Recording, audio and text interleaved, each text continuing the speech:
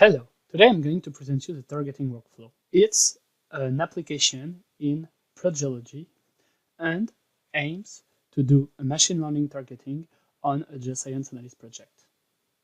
To use this application, you need an object containing features and a target to retrieve, target region in our scenario. Those features must be pre-processed with no data value removed and all the feature engineering and normalization done before using this data in the targeting workflow. Once it's ready, the targeting workflow can be used.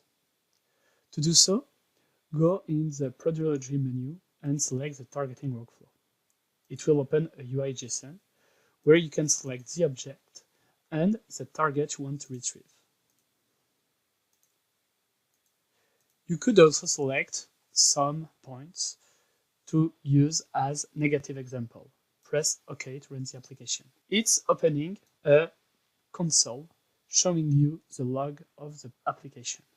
The application opens on the Property Selection tab. This tab is showing you a correlation matrix between all the data of your object. Then, user can select properties to be used during the targeting.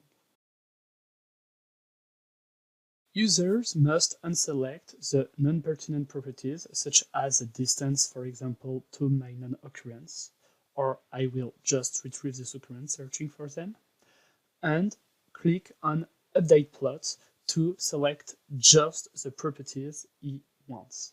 Then, users have to set the training and testing dataset in the Training Test tab. Because geological data are specially correlated, we have to define different groups separated in space.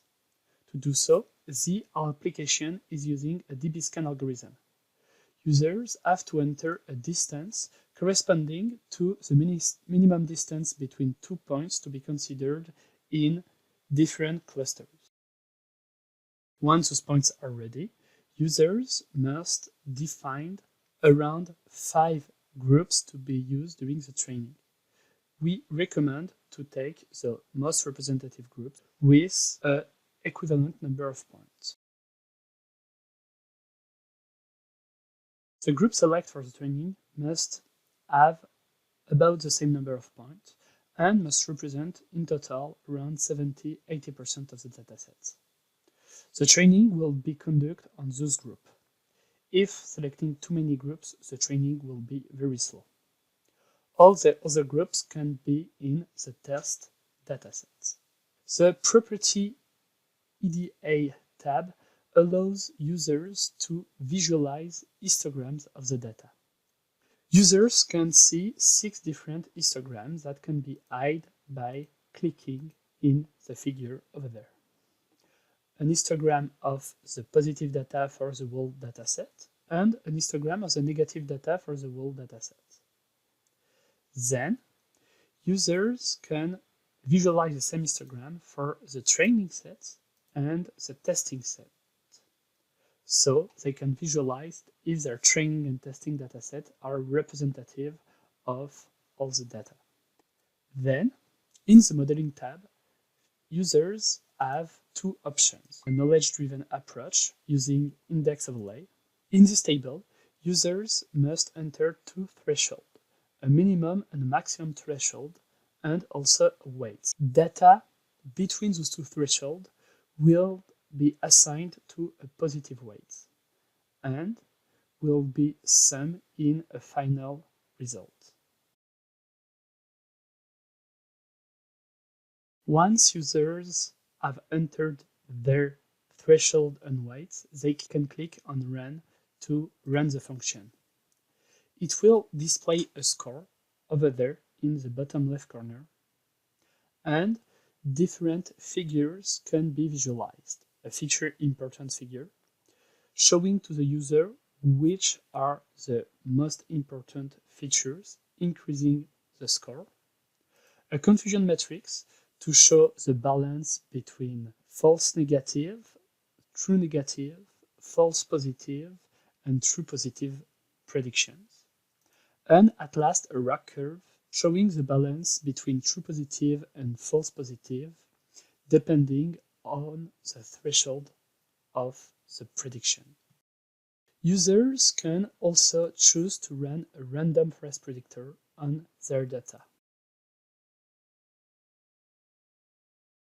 The random forest takes around few minutes to run, depending on the size of the dataset. More your dataset will be large, more it will be long to run. You can have access to the same figures as the index overlay for the random forest. The feature importance telling you which are the most useful features on the testing sets. The confusion matrix showing you the ratio of positive and negative, and the rock curve.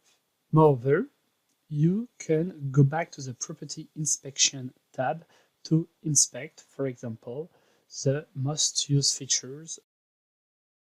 Looking at the histograms of those features, you can have insights on your dataset and the prediction of the random forest. Moreover, users can change the selected properties and the training or testing data.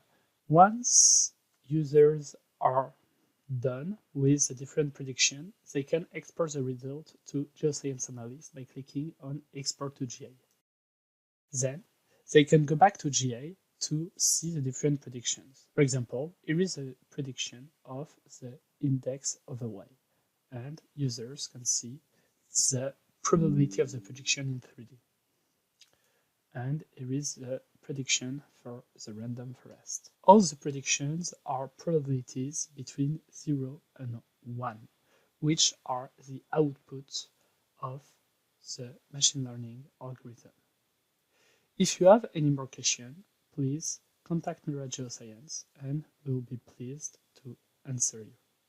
Thank you for your attention and have a good day.